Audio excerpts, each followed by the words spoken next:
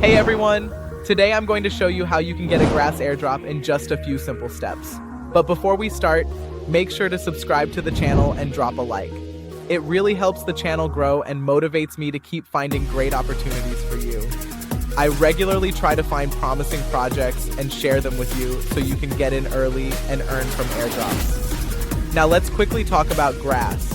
Grass is a project focused on decentralized internet infrastructure, where users can share their internet bandwidth and get rewarded for it. Why it's worth trying. The project already has a large user base. Active users are receiving real rewards.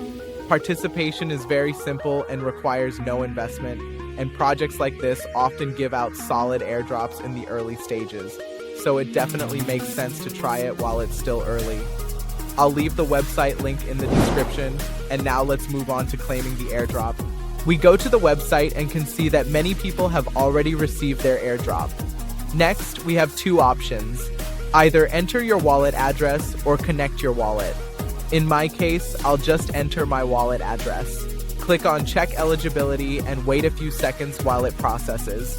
And as you can see, I'm eligible for 3,425 grass. Next, click Connect Wallet and confirm the transaction. Now let's wait a bit for the tokens to arrive in the wallet.